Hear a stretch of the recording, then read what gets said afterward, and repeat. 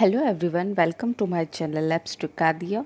हम लोग class 10th standard की आरबीएससी बोर्ड की साइंस की बुक यहाँ पर स्टडी कर रहे हैं। 6 चैप्टर यहाँ पर हम ऑलरेडी रीड कर चुके हैं। चैप्टर नंबर 7 आज हम यहाँ पर स्टडी करेंगे। परमाणु सिद्धांत, तत्वों का आवर्ती वर्गीकरण और उनके गुणधर्म। सबसे पहले आता है डाल्टन का परमाणु सिद्धांत, यानी रासायनिक संयोजन, द्रव्यमान संरक्षण, निश्चित अनुपात के नियमों पर आधारित है। तो ये सब चीज़ें क्या है, डाल्टन का परमाणु सिद्धांत किस किस पर आधारित है?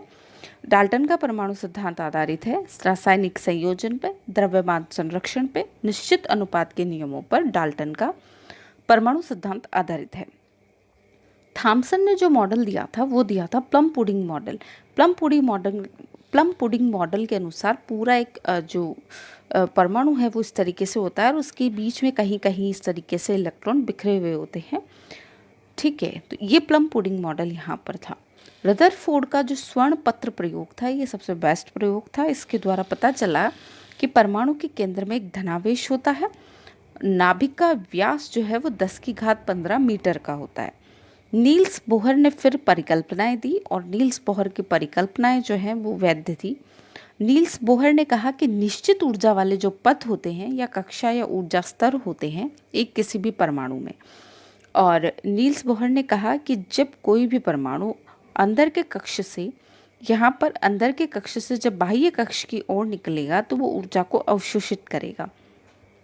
ये उसने एक परिकल्पना दी। दूसरा कहा कि इलेक्ट्रॉन का एक कोणीय संवेग होता है जो फिक्स होता है और उसका मान होता है NVR। जो कोणीय संवेग है इसका मान h/2π के बराबर होता है, जिसे NH/2π एक फिक्स वैल्यू उन्होंने दी। नेक्स्ट कहा कि जब कोई भी इलेक्ट्रॉन अंदर के कक्ष में आएगा बाहर से या बाहरी कक्षा से तो वो ऊर्जा का हमेशा उत्सर्जन करेगा। यानी अपने उच्चतम ऊर्जा स्तर से अगर कोई भी इलेक्ट्रॉन निम्नतम ऊर्जा स्तर की ओर आता है तो ऊर्जा का उत्सर्जन करेगा, और यदि कोई भी इलेक्ट्रॉन निम्नतम ऊर्जा स्तर से उच्चतम ऊर्जा की ओर जाता है तो वो क्या करेगा, ऊर्जा का अवशोषण यहाँ पर करेगा। वर्गीकरण जो दिया है सर्वप्रथम डोबराइनर ने किया है 1830 में। ठीक है, नियम इन्होंने दिया था। अलेक्जेंडर न्यूलैंड 1865 में अष्टक नियम इन्होंने यहाँ पर दिया है। मेंडलीफ की आवर्त सारणी जो कि केमिस्ट्री के लिए सबसे फेमस आवर्त सारणी है, इसमें तत्वों के जो गुणधर्म हैं वो उनके परमाणु भारों के आवर्ती फलन होते हैं। तो मेंडलीफ की जो आवर्त सारणी है वो किस पर आधारित है? वो आधारित है कि तत्वों के जो गुणधर्म हैं उनके परमाणु भारों के आवर्ती फलन होते हैं। तत्वों के गुणधर्म उनके परमाणु भारों के आवर्ती फलन होते हैं। इस पर मेंडलीफ की आवर्त सारणी फिक्स है। मोजले ने संशोधित आवर्त सारणी नियम दिया। मोजले जो थे उन्होंने संशोधित आवर्त सारणी दी जिसके अनुसार तत्वों के भौतिक व रासायनिक गुणधर्म उनके परमाणु क्रमांकों के आवर्ती फलन होते हैं। तो मेंडलीफ की आवर्त सारणी के अकॉर्डिंग तत्वों के जो गुणधर्म हैं वो उनके परमाणु भारों के आवर्ती क्रम थे, आवर्ती फलन थे, और मोजले ने संशोधित आवर्त सारणी जो दी उसमें कहा कि वो परमाणु भार नहीं परमाणु क्रमांकों के आवर्ती फलन होंगे। इसके बाद आता है प्रभावी नाभिकीय आवेश वास्तविक नाभिकीय आवेश से कम होता है। प्रभावी नाभिकीय आवेश जो है वो वास्तविक नाभिकीय आवेश से क्या होगा, कम होगा। अब आयनिक त्रिज्या की बात करें तो इलेक्ट्रॉन के ग्रहण करने या निकलने पर बनने वाले आयन की जो त्रिज्या होगी वो आयनिक त्रिज्या उसकी कहलाती है। यानी कोई भी एक परमाणु है, इसके कक्ष में अगर बाह्यतम कक्ष में एक ही इलेक्ट्रॉन है और ये निकल जाता है तो इसके बाद इसके नीचे वाला जो कक्ष है वहाँ से इसकी जो त्रिज्या होगी वही इसकी आयनिक त्रिज्या होगी। नेक्स्ट आता है आपका आयनन एंथैल्पी। आयनन एंथैल्पी क्या है कि इलेक्ट्रॉन को पृथक करने के लिए दी जाने वाली ऊर्जा, किसी भी परमाणु के बाह्यतम कक्ष से इलेक्ट्रॉन को निकालने के लिए जो आवश्यक ऊर्जा है वो आयनन एंथैल्पी कहलाती है। इलेक्ट्रॉन लब्धि एंथैल्पी यानी इलेक्ट्रॉन बद्धता किसे कहते हैं? इलेक्ट्रॉन ग्रहण करके ऋणायन बनाने में मुक्त ऊर्जा, यानी बाह्यतम कोश में अगर कोई बाहर से इलेक्ट्रॉन आकर जुड़ता है तो इसे जोड़ने के लिए जो ऊर्जा मुक्त होती है वो आपकी इलेक्ट्रॉन बद्धता या इलेक्ट्रॉन लब्धि एंथैल्पी कहलाती है। विद्युत ऋणता क्या होती है? सहसंयोजक यौगिकों में दो असमान परमाणुओं के मध्य बने हुए रासायनिक बंध के इलेक्ट्रॉन को परमाणु द्वारा अपनी ओर आकर्षित करने के गुण को विद्युत ऋणता कहते हैं। फिर से देखिए कि सहसंयोजक यौगिकों में दो असमान परमाणुओं के मध्य बने हुए रासायनिक बंध के इलेक्ट्रॉन को परमाणु द्वारा अपनी ओर आकर्षित करने के गुण को विद्युत ऋणता कहते हैं। तो ये इसकी एक डेफिनेशन है। नेक्स्ट है सर्वाधिक विद्युत ऋणी तत्व जो है वो क्या है? फ्लोरीन सर्वाधिक विद्युत ऋणी तत्व है। बाह्यतम कोश में उपस्थित इलेक्ट्रॉन की संख्या उसकी संयोजकता का निर्धारण करती है। ये एक इम्पॉर्टेंट क्वेश्चन है कि संयोजकता निर्धारण किसके द्वारा होता है? तो बाह्यतम कोश में उपस्थित इलेक्ट्रॉनों की संख्या के द्वारा संयोजकता का निर्धारण होता है।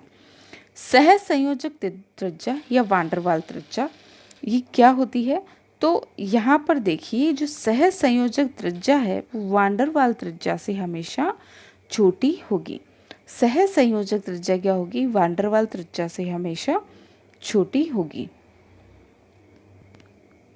सहसंयोजक बंध से जुड़े दोनों परमाणुओं के नाभिकों के बीच की दूरी का आधा उस परमाणु की सहसंयोजक त्रिज्या कहलाता है।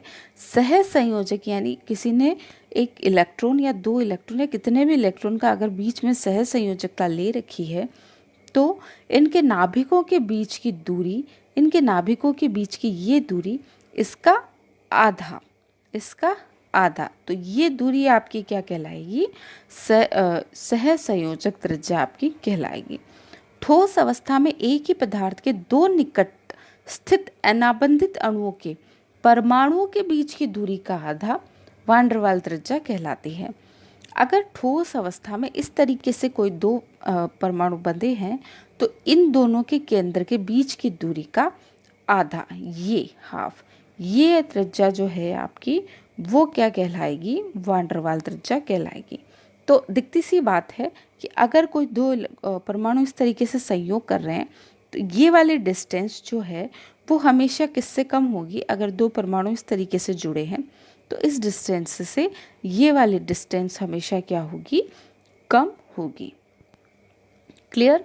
इलेक्ट्रॉन त्याग कर धनायन बनाने की प्रवृत्ति उसका धात्विक गुण कहलाती है। तो इलेक्ट्रॉन त्याग कर धनायन बनाने की प्रवृत्ति उसका धात्विक गुण यहाँ पर कहलाती है। वर्ग एक के जो क्षार धातु है वो सबसे अधिक विद्युत धनी तत्व कहलाते हैं। वर्ग एक की जो क्षार धातु वो सबसे अधिक विद्युत धनी तत्व है। वर्ग 17 जो है वो हैलोजन वर्ग के तत्व हैं और वो सरलता से इलेक्ट्रॉन ग्रहण करके ऋणायन बना लेते हैं। तो ये जो है वो क्या है? प्रबल अधात्विक गुण है।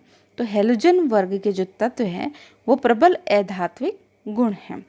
सामान्यतः धातुओं के ऑक्साइड क्षारीय तथा अधातुओं के ऑक्साइड अम्लीय होते हैं। सामान्यतः धातुओं के जो ऑक्साइड हैं वो क्षारीय होते हैं और अधातुओं के ऑक्साइड जो होते हैं वो क्या होते हैं? अम्लीय होते हैं।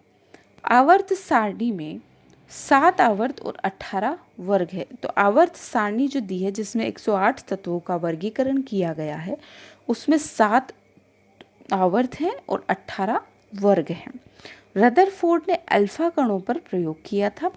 पदार्थ का सबसे छोटा कण परमाणु अविभाज्य कण होता है, परमाणु कहलाता है। आवर्त सारणी में परमाणु आकार वर्ग में ऊपर से नीचे आने पर बढ़ता है। आवर्त सारणी में परमाणु आकार जो है वो वर्ग में ऊपर से नीचे आने पर क्या होगा? बढ़ेगा। वान डेर वाल त्रिज्या सहसंयोजक त्रिज्या से बड़ी होती है। सहसंयोजक त्रिज्या हमेशा छोटी होगी वान डेर वाल त्रिज्या से। एक लघु आवर्त में तत्वों की संख्या 8 होती है। लघु आवर्त में तत्वों की संख्या कितनी होगी? 8। उदासीन परमाणु से इलेक्ट्रॉन पृथक करने के लिए दी जाने वाली ऊर्जा आयनन एंथैल्पी कहलाती है। किसी भी उदासीन परमाणु से अगर हम इलेक्ट्रॉन पृथक करते हैं तो वहाँ पर जो हम ऊर्जा देंगे वो आयनन एंथैल्पी कहलाएगी। सर्वाधिक धात्विक गुण किस वर्ग के सदस्य है? तो फर्स्ट वाले वर्ग के सदस्य सर्वाधिक धात्विक है और हैलोजन वर्ग जो है वो क्या है? सर्वाधिक अधात्विक गुण है जो वर्ग 17 यहाँ पर है। तो इसके साथ ही ये चैप्टर यहाँ पर ख़त्म होता है। धन्यवाद।